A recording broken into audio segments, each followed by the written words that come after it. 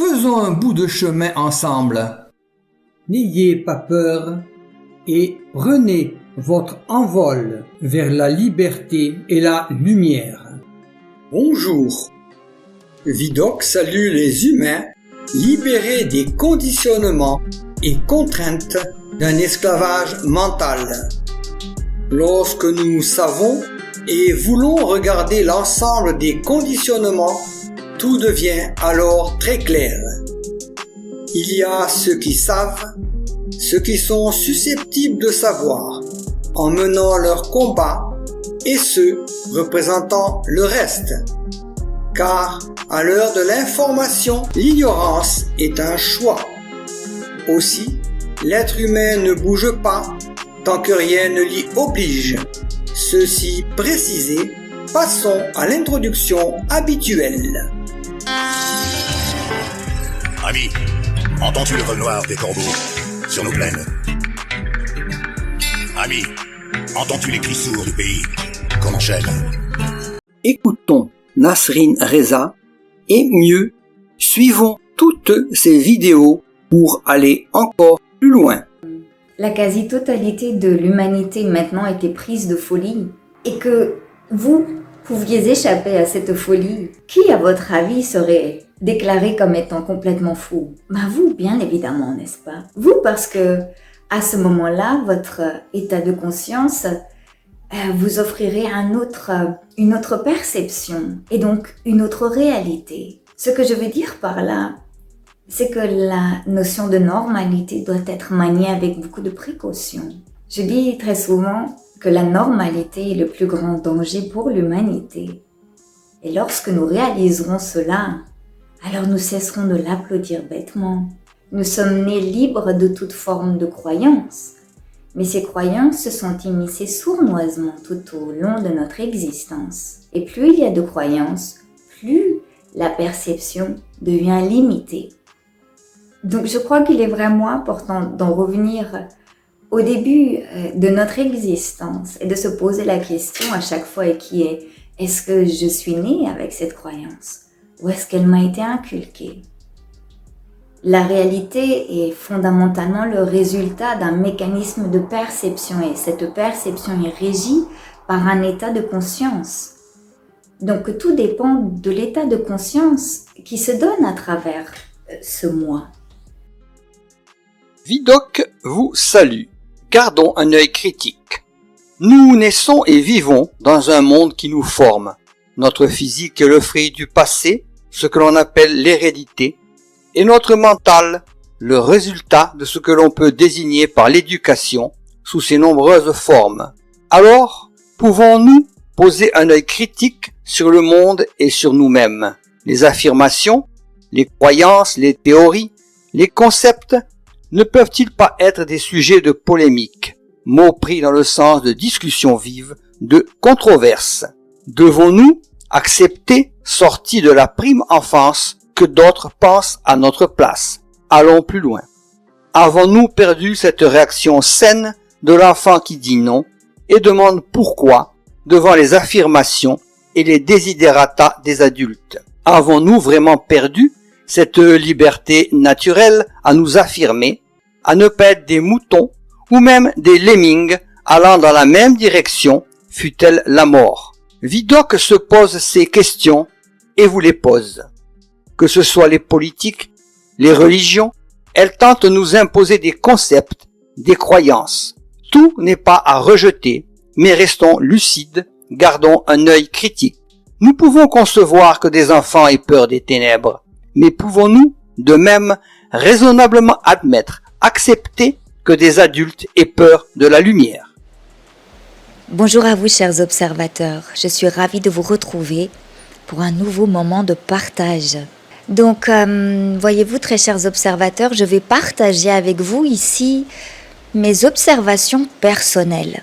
Je ne détiens aucune vérité, je vous fais simplement part de ce qui a été observé depuis 1 an et demi à travers cette conscience-ci qui s'appelle Nasrin.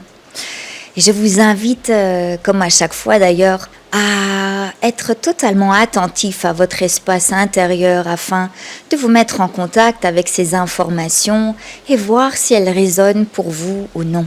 J'observe qu'on donne beaucoup de pouvoir à ce que les autres font et je crois que c'est le plus grand piège à éviter, surtout en ce moment. Pourquoi ? Parce que dès l'instant où je commence à baser mes choix de vie sur ce que les autres font, je me déconnecte systématiquement d'un savoir qui est propre à cette parcelle-ci de conscience. Donc cette conscience-ci est régie par un système énergétique, biologique, psychologique et émotionnel qui sont propres à cette conscience. Et par amour pour cet être humain, je crois qu'il est vraiment important de respecter son unicité. D'ailleurs, une autre chose assez amusante à observer, c'est que si je suis totalement reliée à mon espace intérieur et à son écoute, je n'aurai jamais tendance à baser mes choix de vie sur ce que les autres font ou pensent. Donc, sachant que cette conscience-ci est unique au monde, pour Nasrine, proposer n'a jamais résonné. Il ne s'agit pas là d'une réflexion intellectuelle où on pèse le pour et le contre, mais d'une évidence. Et une évidence ne peut jamais être expliquée. C'est comme lorsqu'on reçoit l'information qui provient de l'intuition, je ne peux jamais expliquer de manière intellectuelle cette information. Donc, pour Nasrine, il a été évident que ce qui est proposé ici comme produit ne résonne absolument pas avec cette configuration-ci. Alors voyez-vous, je ne suis pas virologue, je ne suis pas médecin, je ne suis pas chercheur. J'ai pu m'entretenir avec beaucoup de médecins depuis 1 an et demi, avec des amis chercheurs aussi et certains virologues. Et quant à la à ce que je pense du qui nous est proposé, hormis cette évidence, vous savez, je crois qu'on est dans une phase expérimentale parce qu'il est assez étonnant d'observer qu'en si peu de temps, autant de nous sont déjà présentés. Quand j'avais écrit un mail en mars 2020 à certains chercheurs et médecins en leur disant que j'avais l'intuition qu'il fallait rapidement devoir se pour pouvoir exercer notre métier, ils étaient tous très sceptiques, ce que je comprends. Parce qu'ils me disaient, Nasrine, il faut des années de recherche pour pouvoir élaborer un produit qui puisse convenir dans cette circonstance. Et ce que je veux dire par là, c'est qu'on parle d'un virus qui mute très rapidement, par déduction, mais à nouveau, je ne suis pas médecin, ni scientifique, ni virologue, mais je me suis simplement posé la question qui est, mais si aujourd'hui les gens se font dans 6 mois, est-ce qu'ils vont devoir se refaire? Est-ce qu'il va falloir trouver un autre antidote? On va pouvoir faire cela peut-être jusqu'à la fin des temps, je ne sais pas. Pour moi, il y a là beaucoup de points d'interrogation qui se placent dans l'espace.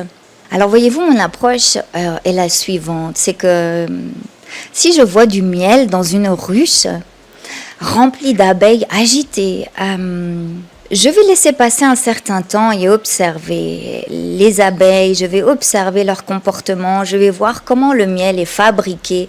Je vais rester à distance avant d'aller goûter le miel. Et si à un moment donné je vais goûter ce miel, alors ce sera par mon intuition, par un état d'évidence et non pas par une réflexion. Donc voilà, on en est à un stade expérimental. J'ai reçu beaucoup de retours de personnes qui se sont faites dernièrement et qui vont très bien. J'ai reçu des retours de personnes qui se sont faites, qui ne sont plus de ce monde. À nouveau, je pense qu'il est important de garder du recul par rapport à ce qui a lieu maintenant parce que les informations sont tellement contradictoires. Un jour, on nous dit vert, le lendemain, on nous dit blanc, puis après, ça passe au noir. Donc, l'être humain est, à l'échelle humaine, l'être humain vit un véritable traumatisme. J'ai vraiment envie d'appeler ça comme ça parce que, avec tous les mails que je reçois aussi de personnes qui sont au bord du gouffre et qui ont envie de mettre un terme à leur vie, dû non pas véritablement à leurs conditions de vie, mais dû à cette agitation, à cette peur qui est omniprésente depuis passé maintenant 1 an et demi et elle génère beaucoup de catastrophes. Alors, à nouveau, ce n'est pas la peur elle-même qui est problématique, comme je vous le répète à chaque fois, mais c'est le refoulement de la peur.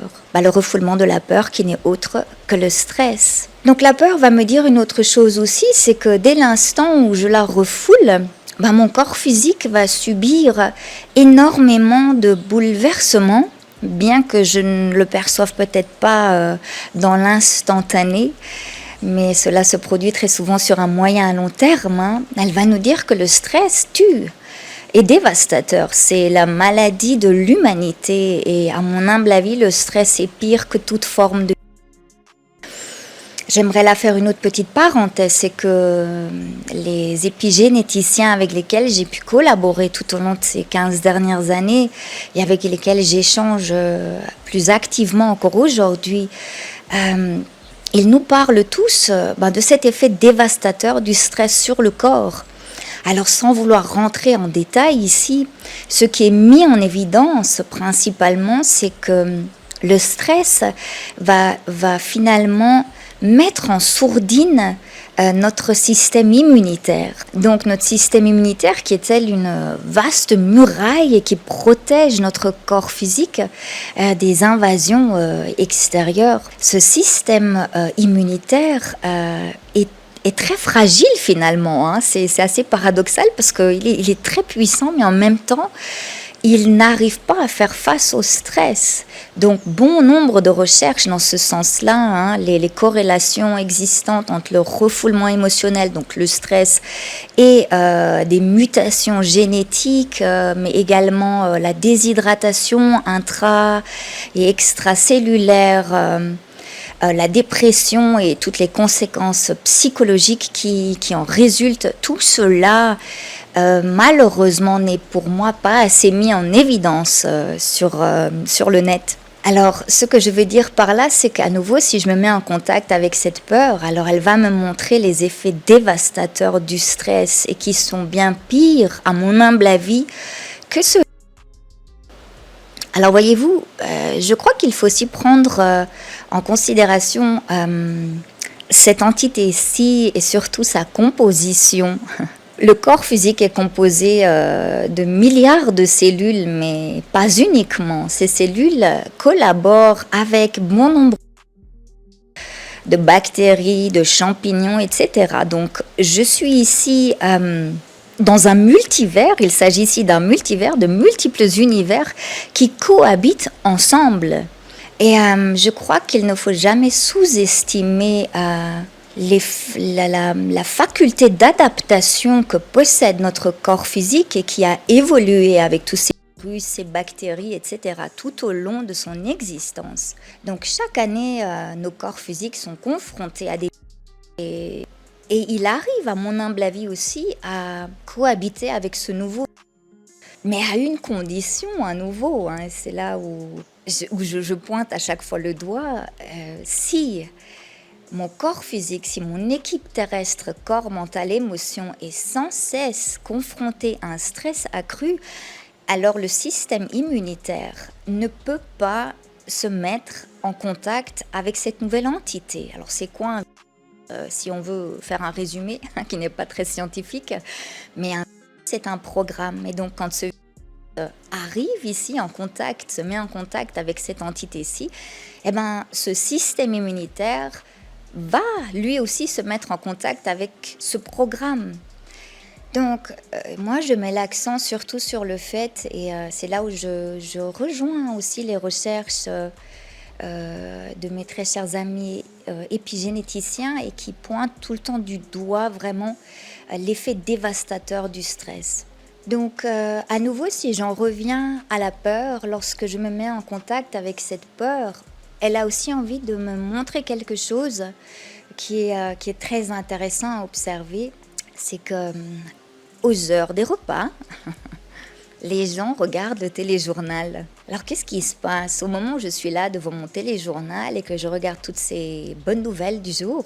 Et quand je regarde cela, on me sert quoi? Du stress fondamentalement, de la peur, des informations qui sont à mon humble avis hostiles et qui ne sont pas constructifs pour le bien-être de mon équipe terrestre.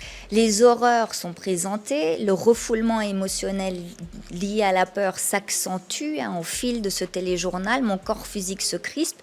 Et le pire là-dedans, c'est que je vais manger littéralement les informations qu'on me donne. Donc, j'absorbe physiquement toutes les horreurs du monde. Donc, mon invitation ici, très chers observateurs, c'est jetez la poubelle, faites-vous ce précieux cadeau. Je le dis et je le redis encore. Je crois qu'il n'est nul besoin, surtout dans les circonstances actuelles où l'être humain, où l'humanité vit un traumatisme. Il s'agit là d'un gigantesque bouleversement où toutes nos vérités, où la confiance qu'on avait, que ce soit en nos médecins, chercheurs, en la pharmaceutique, en nos politiciens, en l'économie, tout ça s'effondre actuellement et je crois que c'est déjà assez d'agitation et qu'il n'est nul besoin d'aller mettre encore des couches là en plus. Donc ce que je vais dire par là aussi, c'est que je peux aider mon équipe terrestre à traverser cette période difficile d'une manière plus sereine. Comment ?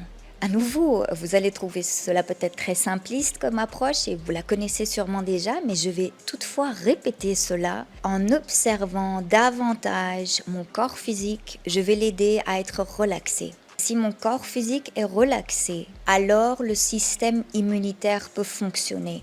Le corps physique est capable de s'oxygéner d'une meilleure manière. Là, les cellules sont en mesure d'absorber les vitamines qu'on leur offre. Il ne faut pas oublier non plus qu'avec le port du...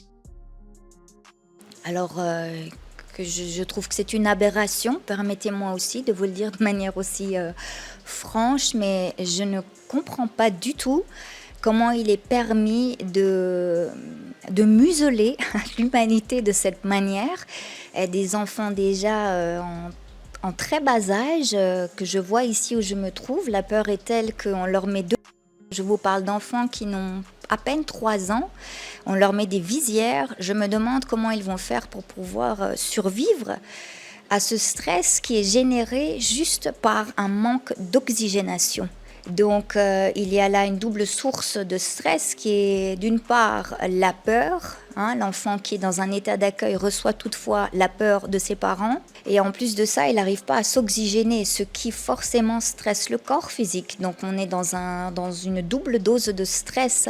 Et ce que je trouve aberrant également, c'est de mettre à des êtres humains qui ont un système immunitaire qui est stable, qui est en bonne forme, et qui finalement se retrouvent à s'auto-infecter parce qu'ils sont tout le temps dans ce même environnement, où des bactéries vont venir s'accumuler et où il s'asphyxie lui-même. Donc voilà mon point de vue là-dessus. Nous sommes tous interconnectés, reliés à ce conditionnement collectif d'où émane toute cette peur et à travers laquelle on essaye de nous manipuler. Mais on n'a pas été habitués dès notre plus jeune âge à collaborer avec la peur. La peur a toujours été proscrite et je crois que c'est justement par le fait qu'on ne nous ait pas appris à être en contact avec cette peur, qu'on arrive à nous manipuler, effrayer un mouton et tout le troupeau s'enfuit. Donc mon invitation ici à nouveau, je le répète, c'est si chacun d'entre nous se met en contact avec la peur,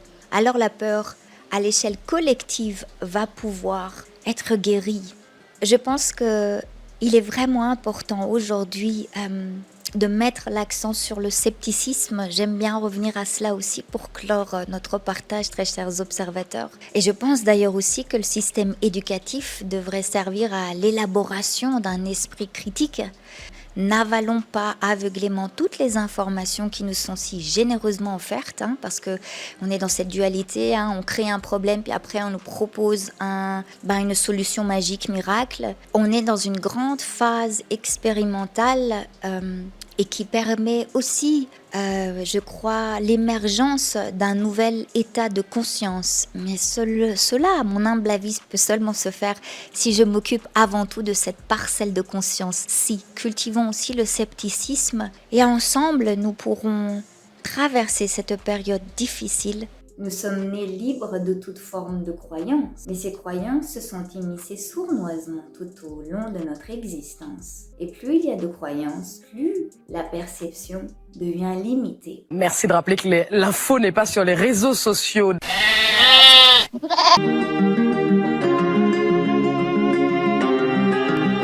ne rater aucun post-it, abonnez-vous. Est-il nécessaire de le dire ? Mais surtout, il ne faut pas en rester là. Ne baissons pas les bras et réagissons. C'est nous qui brisons les barreaux des prisons pour nos frères.